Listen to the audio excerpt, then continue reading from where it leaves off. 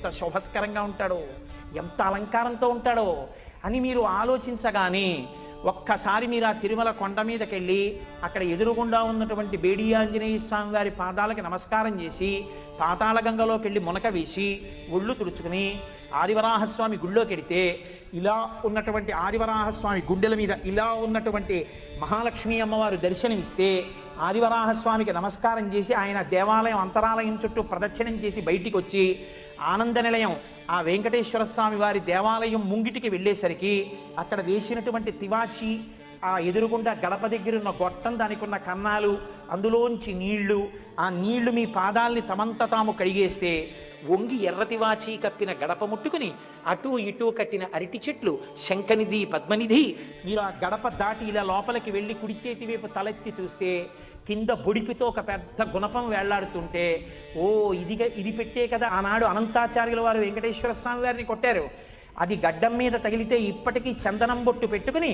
ఏమిటి వెంకటేశ్వర స్వామి వారు ఇక్కడ బొట్టు పెట్టుకుంటారని స్మరించినప్పుడల్లా అనంతాచార్యుల వారి పేరు తలుచుకుంటే వెంకటరమణుడు పొంగిపోతాడు కదా అని మీరు ఇలా ఓసారి ఆ గుణపాన్ని చూసి అటు ఇటు ఉన్న 2 అరుగుల్లాంటివి చూసి ఒక్కడుగు ముందుకేసి ఇలా ఎడం పక్కకి తల తిప్పితే వెంకటపతి రాయలు అచ్యుతరాయల వారు, ఆ అచ్యుతరాయల వారి పక్కన వరదరాజ అమ్మణ్ణి చూసి ఇలా కుడి పక్కకి తెల తిప్పి చూస్తే శ్రీకృష్ణదేవరాయల వారు, తిరుమలదేవి, చిన్నాదేవి ఇత్తడిది బుట్ట పెట్టినట్టుగా ఉన్నటువంటి కిరీటం టోపీ, తను బతికుండగానే వెంకటరమణుడి ముందు తన విగ్రహాలు పెట్టుకున్న కృష్ణదేవరాయల వారు, అది దాటి కొంచెం 2 అడుగులు ముందుకేసి ఇలా తలెత్తి చూస్తే ఎదురుగుండా పెద్ద రంగనాయకుల మంటపం, అక్కడే తులాభారం, ఓ పసిపిల్లని ఒక వేపు తక్కెట్లో పడుకోపెట్టి ఇంకో వేపు చిల్లర నాణాలు, పటికీ బెల్లం పెట్టి తులాభారం వేస్తుంటే, ఓ మహానుభావుడు ఎవరికి బిడ్డలనిచ్చాడో, నమ్ముకున్న వాళ్ళకి పుట్టుగొడ్రాళ్లకు బిడ్డలిచే గోవిందుడే వేడుకొందామా అని అందుకు కదా అన్నమయ్య అన్నారనుకుని ఇలా చూస్తే రంగనాయకుల మంటపం పైన ఇత్తడిది పెద్ద బోర్డు కనబడితే, ఒకప్పుడు మాలిక్ కాఫూర్ దక్షిణ భారతదేశం మీద దండయాత్ర చేసినప్పుడు శ్రీరంగ క్షేత్రం మీదకి వస్తే అక్కడ ఉన్న ఉత్సవమూర్తుల్ని తెచ్చి ఈ మంటపంలో చాలా కాలం నుంచి ఆరాధన చేసిన కారణం చేత దీనికి రంగనాయకుల మంటపం అని పేరు వచ్చింది అన్న బోర్డు చదివి కొంచెం ముందుకెళ్ళి ఇలా చూస్తే తిరుమలరాయ మంటపం, అందులో ఉన్నటువంటి చిన్న గుడి లాంటి స్వరూపం, మళ్ళీ కొంచెం వెనక్కి వచ్చి ఆ త్రాసు పక్క నుంచి అలా నడిచి వెడుతుంటే చతురస్రాకారంగా ఉన్నటువంటి ఆ బిళ్ళలలా ఉన్నటువంటి అమరిక, పూర్వం ఆ లోపల వాహనాలు ఉండేవి, ఆ రంగనాయకుల మంటపంలోకి చూస్తూ కుడి పక్కకి తిరిగి అక్కడ కూర్చుని డప్పు కొడుతున్న ఒక వ్యక్తిని చూసి ఇలా తల తిప్పి అక్కడ ఉన్నటువంటి రాజా టోడరమల్, పితాబి, మోహనాంగి ముగ్గురిని చూసి ఎడంచేతి వైపు కళ్యాణ మంటపం, ఆ పెద్ద అరుగు, 2 సింహాసనాలు, కళ్యాణానికి ఉపయోగించేవి, గోడలకి పెట్టబడిన పెద్ద పెద్ద పెడస్టల్ ఫ్యాన్స్, ఇలా కొంచెం ముందుకి నడుస్తుంటే ఆ ఇత్తడి కవాటాలతో కూడుకున్న తడికలు, తెలియక పిల్లలు వాటిని ఇలా గిరికీలు తిప్పుతూ ఇలా తిప్పుతుంటే వస్తున్న చప్పుడు, జాగ్రత్తగా నడవకపోతే కొంచెం ఇరుగ్గా ఉండి ఎడంచేతి పక్కనే విడుతున్న ఎర్రటి రంగులో ఉన్న పెద్ద గ్యాస్ గొట్టం, దాన్ని దాటుతూ కొంచెం ముందుకెడితే ఎదురుగుండా ధ్వజస్తంభం, దాని ముందు బలిహరణ మంటపం, దాని మీద పెట్టబడిన అన్నం, ఆ మూల ఇంకొక బలిహరణ మంటపం, ఆ ధ్వజస్తంభానికి కట్టబడిన పెద్ద పెద్ద దర్భలు, అక్కడి నుంచి ఇలా పక్కకి తిరిగితే పెద్ద గడప, ఆ గడప దాటబోతుంటే ఎడంచేతి పక్కన ఉన్నటువంటి గోడలో ఈ మధ్యనే బయట పెడితే అద్దాల పేటిక లోపల ఉన్నటువంటి హాతీరాం బావాజీ పాచికలాడుతున్న దృశ్యం, ఇలా తలపైకెత్తి చూస్తే ఆ పైన 2 పైకప్పులు విడిపోయి ఆనందలయ విమానానికి సంబంధించినటువంటి ఆ పైకి వచ్చినటువంటి కట్టడం, మహానుభావుడు రంగనాయక స్వామి ఇలా పడుకుని బంగారు మూర్తి గాజుపేటికలో కనపడితే మీరు మెట్టు మించి కిందకి దిగి కొంతమంది వరదరాజస్వామికి చుట్టూ తిరిగి వస్తుంటే కొంతమంది వరదరాజస్వామికి ముందుకు వెళ్ళిపోతుంటే మీరు అలా వెళ్ళి వరదరాజస్వామి వారు ఆకుపచ్చ పట్టుపంచ ఇంత ఎర్రటి బార్డర్తో పంచ కట్టుకుని ఉంటే వరదరాజస్వామికి నమస్కారం చేసి అలా ముందుకెళ్ళి కుడిపక్కకి తిరిగితే తిరగగానే ఓం నమో వెంకటేశాయ అని ఆనందనిలయంలోంచి వినపడుతుంటే మీరు ఒక్క అడుగు లోపలికేసి ఇలా ఆనందనిలయం లోపలికి వెళ్ళి ఇలా తలపైకెత్తి చూస్తే మెట్ట తామరాకులు ఎలా ఉంటాయో అలా తెల్లటి దీపాల గుత్తులకి ఆకులుండి మధ్యలో దీపాలు వెలుగుతుంటే పెద్ద దీపాల గుత్తు ఒకటి గోళీలతో తయారు చేసిన లాంటిది ఒకటి వేలాడుతుంటే కొంచెం ముందుకెళ్ళి కుడిపక్కకి చూస్తే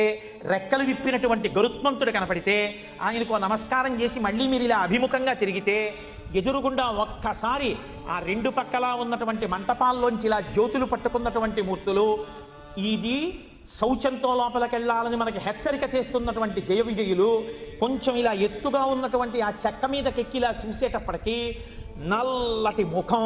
ఇంతంత ఊర్ధపుండ్రాలు, ఇంతంత కపోలాలు, గడ్డం, గంధపు చుక్క, దాని మీద వజ్రవైఢూర్య ఖచ్చితమైనటువంటి కిరీటం, దాని మించి వ్రేలాడుతున్న తోమాల, కుడి చేతిలో చక్రం, ఎడం చేతిలో శంఖం, అక్కడ వరకు కనపడేటప్పటికే ఒళ్ళు మరిచిపోయి గోవిందా గోవిందా అంటూ లోపలికి ఎడుతుంటే, మీరు ఎడుతున్నారో మిమ్మల్ని తోస్తున్నారో తెలియని స్థితిలో ఇలా దగ్గరికి ఎడితే ఆ తోమాల ఇలా వేలాడి ఇలా పక్కలకి వేలాడుతుంటే స్వామివారి వక్షస్థలంలో ఉభయనాంచారులు, వాళ్ళకి చుట్టబడినటువంటి పూలదండలు, మహానుభావుడు మెడలో వేసినటువంటి పెద్ద పెద్ద సాలగ్రామాల మాలలు, ఆ కడుపు, కొద్దిగా ఇలా వంగినటువంటి నడుము, దానికి పెట్టుకున్నటువంటి బ్రహ్మాండమైన వడ్డానం, దానికి ఉన్నటువంటి దశావతారాలు, అడ్డంగా పెట్టుకున్నటువంటి నందక ఖడ్గం, బలిష్టమైనటువంటి తొడలు, పాదములకు పెట్టుకున్నటువంటి మంజీరములు, అసలు లోకంలో ఎక్కడా లేని రీతిలో మోకాళ్ళకి పాదాలకి మధ్యలో ఇలా ఏటవాలుగా కట్టెవంకి పెట్టుకున్నట్టుగా పెట్టుకోబడినటువంటి మంజీరములు, ఇంతంతలా అవున బంగారంతో చేయబడి గుత్తులతో ఆ చేయబడిన గజ్జెలతో ఉన్నటువంటి ఆ అందెలతో ఉన్న స్వామి వెలిగిపోతున్న కుడి చెయ్యి ఇలా చూపిస్తుంటే, ఆ మకర కుండలాలు ఆ చెవుల్ని ఇలా కప్పి ఉంటే ప్రకాశవంతంగా వెలిగిపోతుంటే, ఆ లలాట భాగం కనపడుతుంటే, ఆ చేతి వంక చూస్తే మణుల చేత పొదగబడిన ఆ చేతిని చూసి ఇందరికీ అభయమ్ములిచ్చు చేయి కందువకు మంచి బంగారు చేయి అని ఆ చేతి వంక చూసి, ఎవరు ఈ కలియుగంలో నా పాదాల్ని నమ్ముకుంటారో వాళ్ళకందరికీ కూడా ఆ సంసారం కటిదగ్నమగునటంచు అంటూ ఆ ఎడం చెయ్యి ఇలా నడుం మీద పెట్టుకుని పాదాల మీద పెట్టిన వెండి రేకులు, దాని మీద అర్చన చేయబడినటువంటి తులసిపత్రి ఒక్కసారి చూసి గడప దాటి లోపలికెళ్ళి ఆ వెండి రేకు తీసేసి పరమేశ్వరుడి పాదాలు గట్టిగా పట్టేసుకుని ఆయన పాదాల మీద పడిపోతే వెంకటేశ్వరుడు ఆసనంలో కూర్చుని, ఒరే ఇంత తాపత్రయమా, ఇదిగో నా పాదాలని తల మీద పెట్టుకొని ఇలా పైకెత్తితే ఆయన పాదాలు తల మీద పెట్టుకొని పరవశించిపోయి కింద నుంచి పైకి, పైనుంచి కిందకి ఆ తేజోమూర్తిని చూసి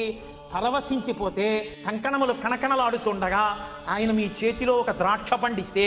ద్రాక్షపండు కళ్ళకద్దుకుని నోట్లోకి వేసుకుని అలా మత్తెక్కిపోయిన ఆయన అందాన్నంతటినీ మీరు ఆస్వాదించేసి